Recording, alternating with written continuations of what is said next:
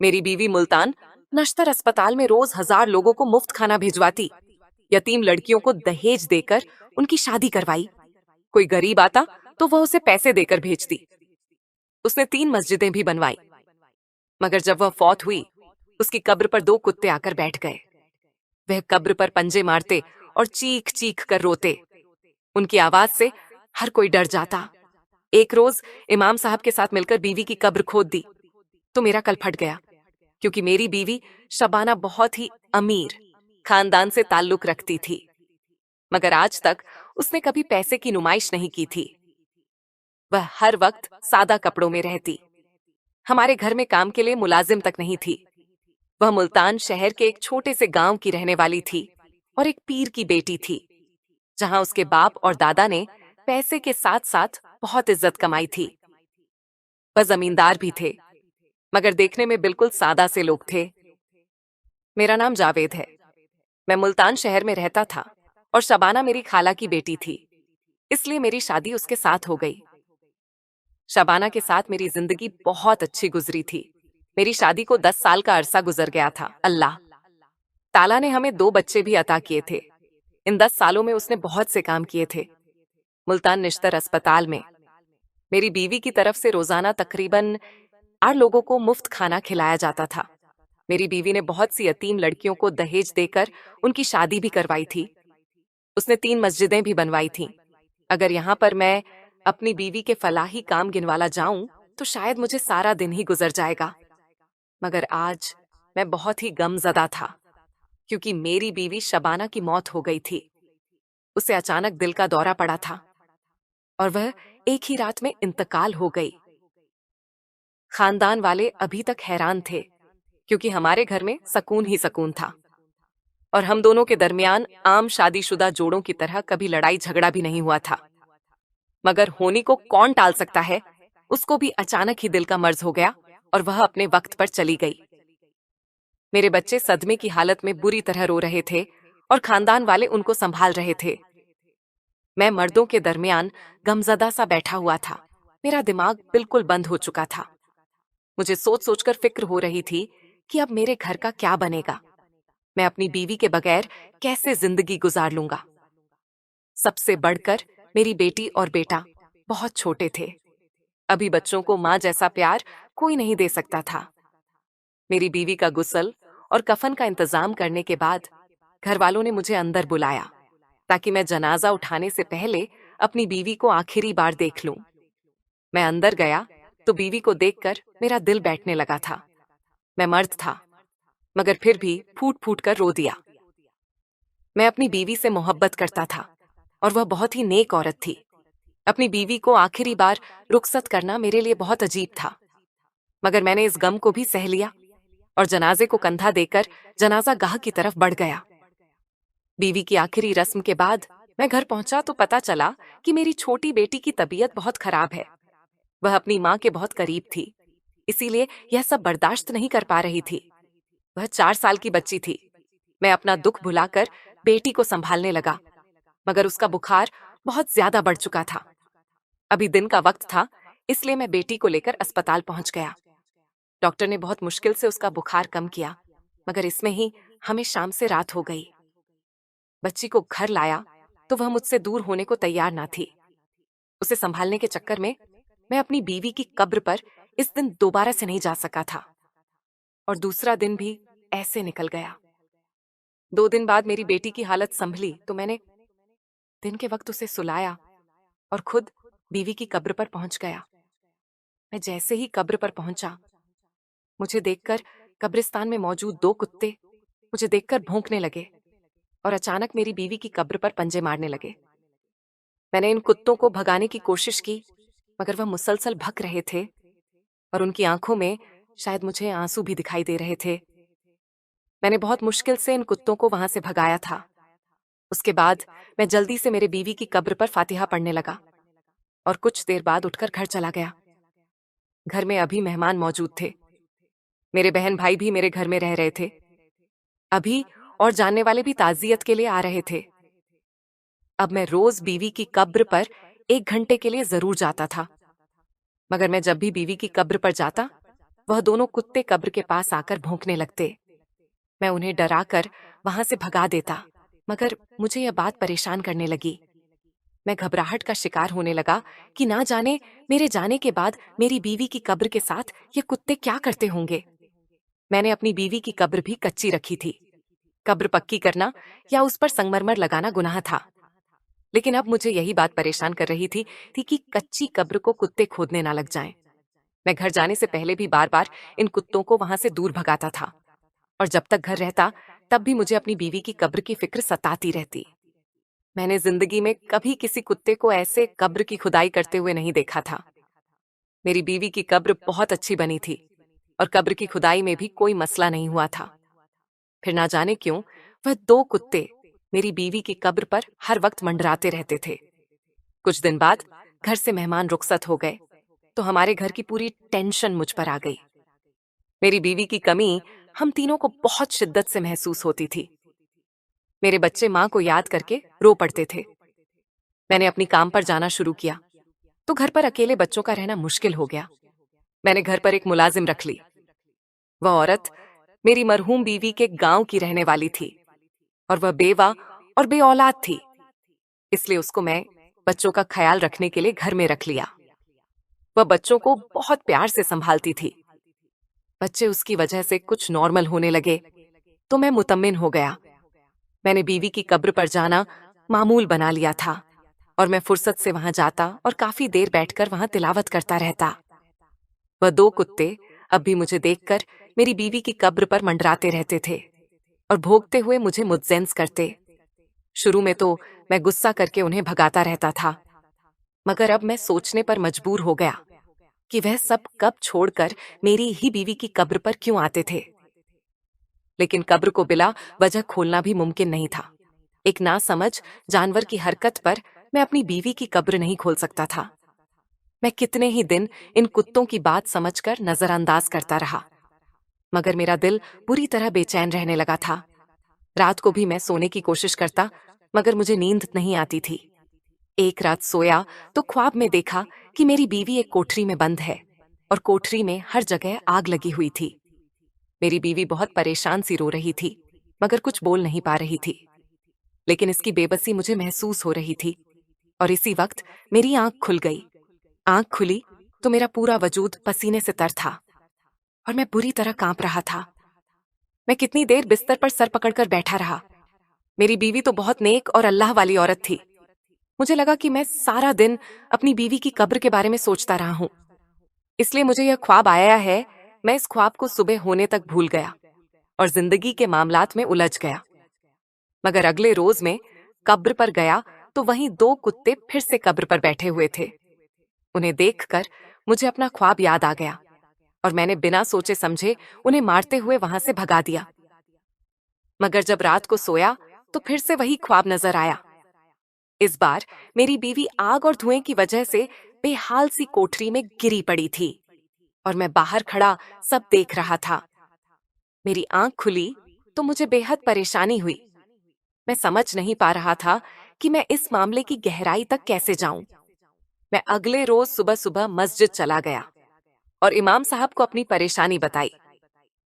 पहले तो इमाम साहब ने दो कुत्तों की बात सुनकर मुझे यही समझाया कि वह जानवर हैं जो नासमझी में ऐसी हरकत कर रहे हैं। तुम चंद रोज के लिए कुछ कांटेदार झाड़ियां काटकर अपनी बीवी की कब्र पर फैला दो ताकि जानवर वहां तक ना पहुंच पाए। मगर जब मैंने अपने ख्वाब का जिक्र किया तो इमाम साहब ने चौंक कर मुझे देखा। मुसलसल 2 रातों से एक ही ख्वाब कहने का सुनकर इमाम साहब भी सोच में मुब्तला हो गए और बोले कि ख्वाब 2 तरह के होते हैं, एक शैतान की तरफ से और एक अल्लाह की तरफ से होता है। इमाम साहब बोले कि हो सकता है कि यह ख्वाब अल्लाह ताला की तरफ से इशारा हो या फिर शैतान तुम्हें बहका रहा है, इसीलिए तुम एक रात मजीद इंतजार करो। अगर आज रात भी वही ख्वाब आया तो फिर मेरे पास आना, मैं तब तक इस मसले का हल सोचता हूँ। मैं वापस घर लौट आया था। इमाम साहब से बात करके मुझे तसल्ली हो गई थी। मैं तीसरी बार ख्वाब देखकर इतना बेचैन हुआ कि मैं सुबह तक जागता रहा था। सुबह की अजान हुई तो मैं जल्दी से उठा और वजू करके मस्जिद की तरफ रवाना हो गया। मैंने नमाज अदा की और इमाम साहब के फारिग होने का इंतजार करने लगा। नमाजी उठकर जाने लगे तो मैं उठकर इमाम साहब के पास चला गया। मैं बोला कि इमाम साहब, मैंने रात फिर से वही ख्वाब देखा है।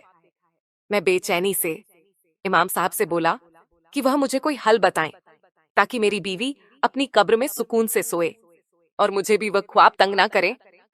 इमाम साहब गहरी सांस भरकर बोले कि इसका अब आखिरी हल यही है कि कब्र खोलकर देखा जाए। वह बोले कि अगर खुदा नखावास्ता कब्र में मौजूद मुर्दे पर अल्लाह का अजाब आया हुआ है तो फिर हम चाहकर भी कब्र नहीं खोल पाएंगे, क्योंकि हमें अल्लाह की तरफ से इजाजत नहीं मिलेगी। लेकिन अगर कोई और वजह होगी तो हम कब्र खोलकर देख लेंगे और फिर शायद कोई हल भी नजर आ जाए। इमाम साहब की बात ने मेरे रोंगटे खड़े कर दिए थे। अपनी बीवी पर अल्लाह की तरफ से नाजिल हुए अजाब का मैं तसव्वुर भी नहीं कर पा रहा था। मैं इमाम साहब के साथ कब्रिस्तान की तरफ बढ़ा तो मेरी टांगें कांप रही थीं और मैं अल्लाह से बार बार दुआ कर रहा था कि मेरी बीवी की कब्र में कोई और मसला हो मगर अल्लाह का अजाब ना हो। मैंने इमाम साहब को बताया कि मेरी बीवी बहुत नेक थी, उस पर अल्लाह का अजाब नहीं आ सकता। उसने तो सारी जिंदगी ही नेक काम किए हैं। उसके वालिद भी बहुत नेक थे। इमाम साहब बोले कि दिलों का राज सिर्फ अल्लाह जानता है और अल्लाह बड़े से बड़ा गुनाह माफ कर देने वाला है। वह रहीम भी है और अल्लाह ताला छोटे से गुनाह पर सख्त पकड़ करने वाला भी है।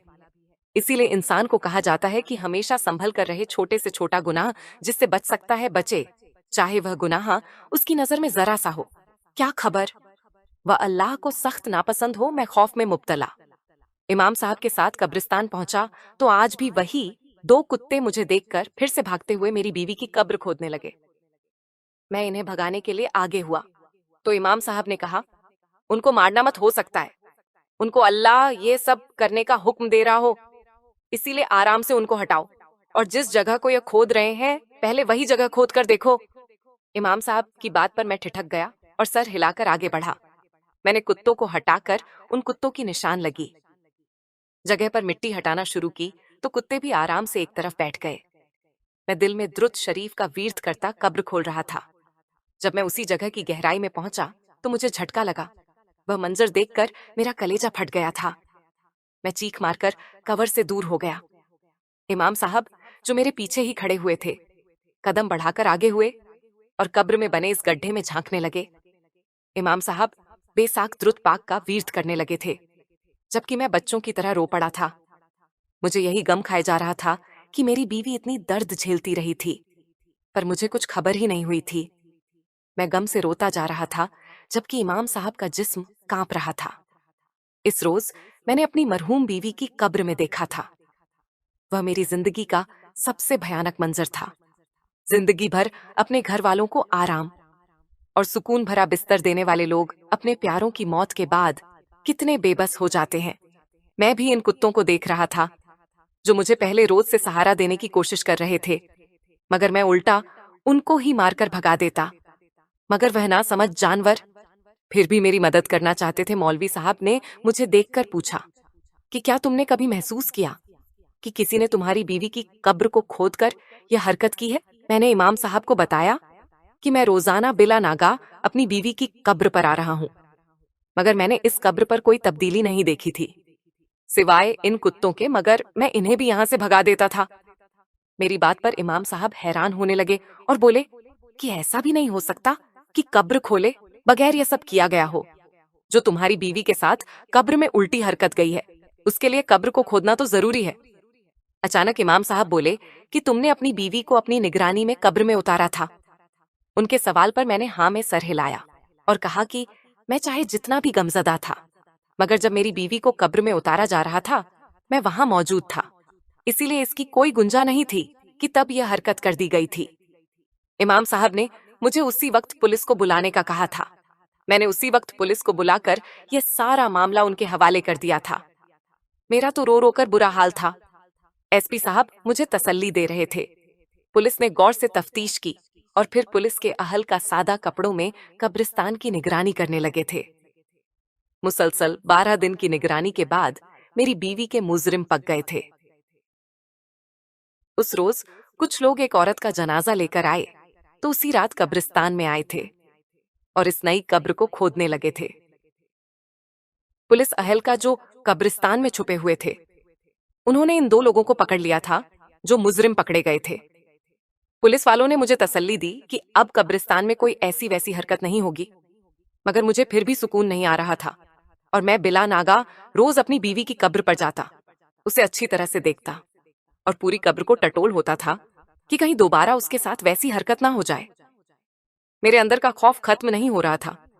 मुझे हर वक्त वहम सताने लगा कि कहीं दोबारा से मेरी बीवी की कब्र खोद दी गई हो।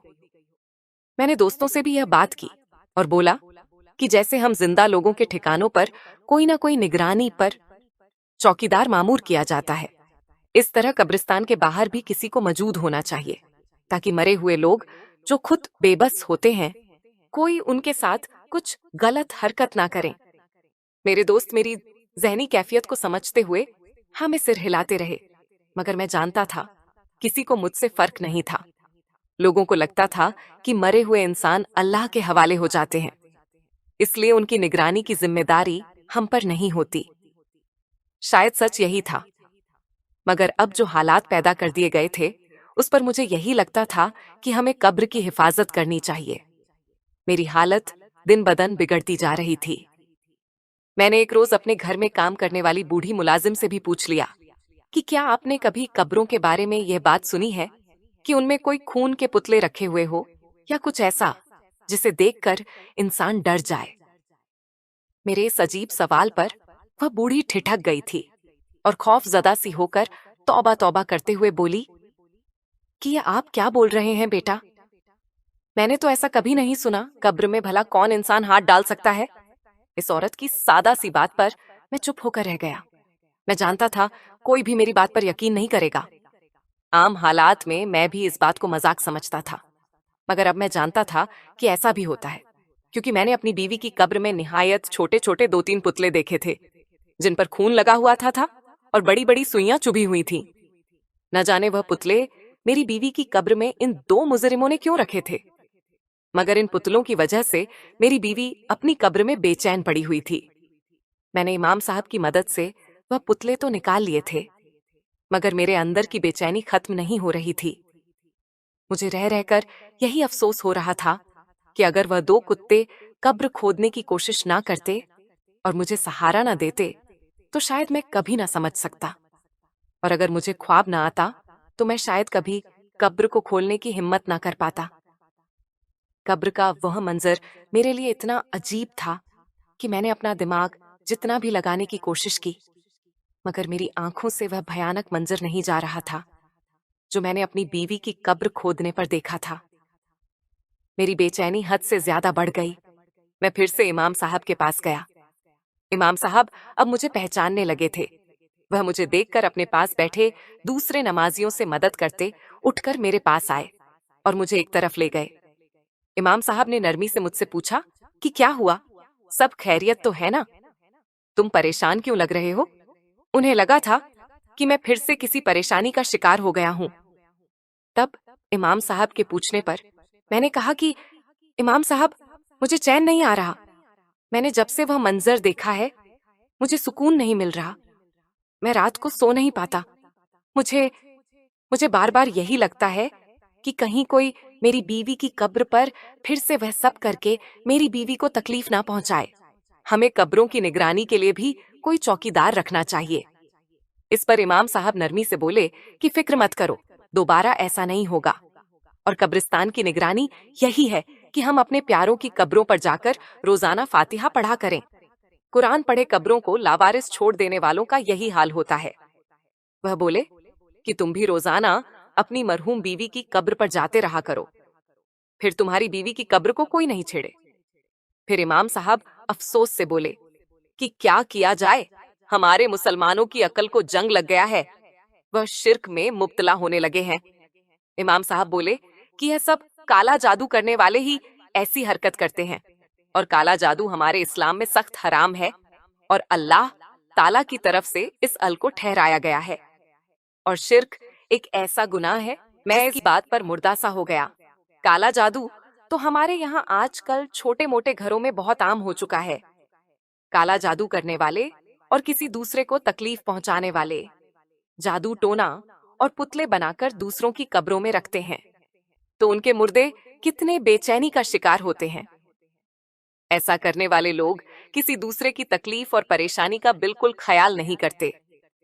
वह एक साथ कई लोगों को तकलीफ पहुंचा रहे होते हैं, मगर उन्हें परवाह नहीं होती। इमाम साहब बोले कि शायद इन कुत्तों ने इन दो गुनहगारों को तुम्हारी बीवी की कब्र खोदकर उसमें पुतले रखते देख लिया था, इसीलिए वह बार बार कब्र को खोदकर तुम्हें इशारा दे रहे थे।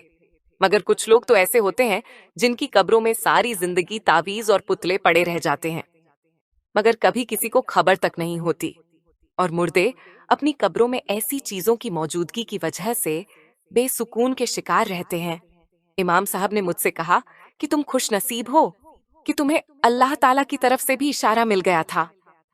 मैंने रोते हुए इमाम साहब से कहा कि मेरी बीवी बहुत नेक थी, इसलिए शायद इसकी बेचैनी अल्लाह ने खत्म कर दी है। मगर मुझे वाकई यह बात शिद्दत से महसूस हो रही थी। मैंने तो अपनी बीवी की कब्र से पुतले निकाल लिए थे, मगर बहुत से लोगों को खबर नहीं होती कि उनकी बीवी, बेटियों और माँ की कब्रों में लोग ऐसे पुतले रखकर चले जाते होंगे। इसलिए अपने प्यारों की कब्र पर जाया करें, वहां कुरान पाक पढ़े, तिलावत करें और अल्लाह ताला से अपने गुनाहों की माफी मांगे, क्योंकि हम सब ने इसी की तरफ लौट कर जाना है। प्यारे दोस्तों, ये वाक्य आप लोगों को कैसी लगी है? अगर पसंद आई है तो कमेंट बॉक्स में हमें अपनी कीमती राय का इजहार जरूर कीजिए, और हाँ, इस वीडियो को एक लाइक जरूर से कर दें ताकि